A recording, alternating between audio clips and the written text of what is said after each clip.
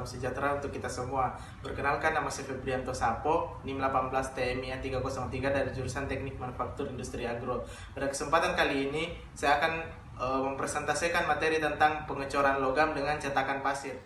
Sebelum kita mempelajari lebih jauh tentang pengecoran logam dengan cetakan pasir, ada baiknya kita mengetahui apa itu pengecoran logam. Pengecoran logam adalah suatu proses manufaktur yang menggunakan logam cair dan cetakan untuk menghasilkan bentuk yang mendekati bentuk geometri akhir produk jadi.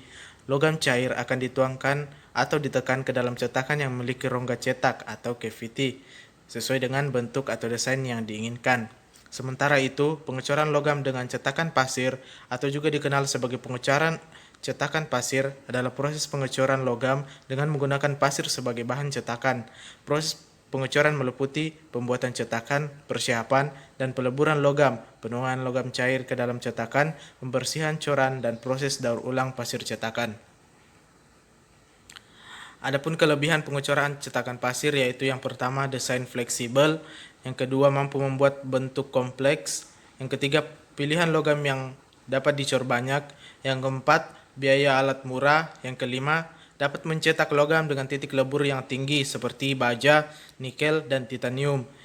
Berikutnya dapat mencetak benda cor dari ukuran kecil sampai dengan ukuran besar dan jumlah produksi dari 1 sampai jutaan. Adapun jenis-jenis cetakan pasir yaitu yang pertama, cetakan pasir basah atau green sand molds, yaitu cetakan ini merupakan cetakan yang banyak digunakan karena dikenal murah, dan yang dimaksud pasir basah ini karena pasir yang digunakan masih mengandung air saat logam cair dituangkan di cetakan tersebut. Yang kedua yaitu cetakan pasir kering atau dry sand molds. Cetakan ini dibuat dengan bahan pengikat organik dan kemudian cetakan dibakar di dalam oven dengan temperatur berkisar antara 200 derajat Celcius sampai 300 derajat. Bertujuan untuk meningkatkan kekuatan dan kekerasan cetakan. Yang ketiga yaitu cetakan kulit kering atau skin dried molds.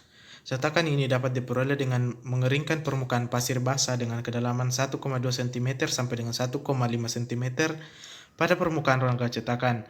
Jenis cetakan ini memiliki hasil yang lebih baik dalam proses produksi tinggi dikarenakan cetakan ini dilakukan tanpa pembakaran. Kemudian ini adalah gambar bagian-bagian cetakan pasir. Bagian-bagiannya yaitu yang pertama cavity atau rongga cetakan, yaitu tempat logam cair yang dituangkan ke dalam cetakan. Cavity ini dibuat dengan pola dan bentuk cetakan sama dengan benda yang akan dicor. Yang kedua yaitu core atau inti, biasanya berbahan pasir karena bagian ini diharuskan memiliki daya tahan yang tinggi untuk menahan temperatur cair logam. Yang ketiga yaitu gating system atau sistem saluran masuk, untuk mengalirkan logam cair ke dalam rongga cetakan, terdiri dari cawan tuang, saluran turun, pengalir, dan saluran masuk tempat logam mengalir memasuki rongga cetakan.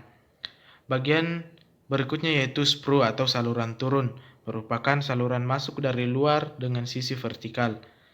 Bagian berikutnya yaitu pouring basin, merupakan lekukan pada cetakan yang fungsi utamanya adalah untuk mengurangi kecepatan logam cair masuk langsung dari ladle ke sprue.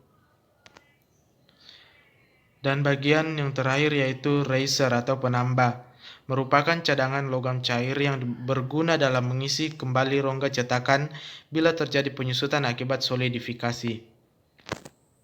Kemudian bagaimana proses pembuatan cetakan pasir? Langkah yang pertama yaitu mempersiapkan flask, lantai yang bersih, pola produk kayu dan gearing sistemnya. Perlu diingat bahwa kayu telah di-waxing dengan lilin batangan. Langkah yang kedua yaitu pembuatan pasir inti dari baking sand. Ini dilakukan berulang-ulang karena apabila terdapat retak, itu akan mempengaruhi kepadatan pada saat ramming. Kemudian pisahkan cup dari drag pola kayu, taburi tepung terigu pada lantai, dan tutup drag kayu dengan pasir muka. Lalu tambahkan dengan pasir belakang, kemudian diramming dengan palu agar padat. Langkah berikutnya yaitu balik drag, serta letakkan cup di bagian atas, kemudian lakukan langkah pertama sampai ketiga dengan hati-hati agar pola dari garing sistem tidak bergerak sehingga menimbulkan kecacatan. Langkah berikutnya yaitu angkat pola yang telah dipadatkan dari bagian rak dan cup. Pola dikeluarkan dengan ulir secara hati-hati agar cetakan pasir tidak rusak. Kemudian bersihkan cetakan, kemudian berikan coating di bagian yang diperbaiki agar permukaan cetakan menjadi rata.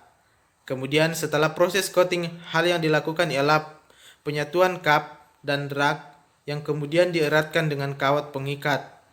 Kemudian cetakan diletakkan di dapur peleburan dengan sprue menghadap ke atas yang diberikan cekung sebagai pouring cup agar tidak terjadi turbulensi. Kemudian bagaimana penuangan dengan cetakan pasir? Dalam proses penuangan logam cair ini sangat krusial untuk menciptakan hasil pengecoran yang sempurna. Untuk itu, penuangan logam cair itu harus lembut agar terhindar dari getaran yang tidak perlu, turbulensi pada soran, dan sebagainya. Penuangan logam juga harus cepat, karena jika tidak cepat, maka logam akan mengeras sebelum memenuhi cetakan. Dan penuangan logam juga harus dekat dengan cairan efektif masuk ke dalam cetakan, jadi tidak ada cairan yang terbuang. Aliran logam akan halus dan tidak terjadi oksidasi pada logam cair. Kemudian bagaimana pembongkaran cetakan pasir? Pembongkaran cetakan pasir ada 3 cara, yaitu yang pertama memakai drag dan rusuk. Untuk memisahkan hasil coran pin yang mengikat kul dan drag harus dilepas terlebih dahulu.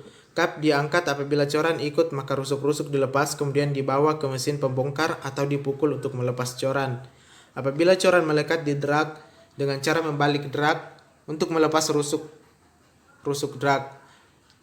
Cara yang kedua yaitu memakai drag tanpa rusuk. Untuk memisah cup dan drag tidak dilepas terlebih dahulu. Cetakan dan pasir bisa didorong bersama di atas mesin pembongkar atau dipisah cup dan drag, kemudian pasirnya dipukul hingga lepas. Cara yang ketiga yaitu tidak memakai rangka cetak. Untuk memisah coran langsung diletakkan bersama media di mesin pemisah. Kemudian hal-hal yang harus diperhatikan dalam pembuatan cetakan pasir yaitu pemadatan media. Kepadatan harus merata di seluruh bagian cetakan karena tekanan dari logam cair terjadi pada berbagai arah.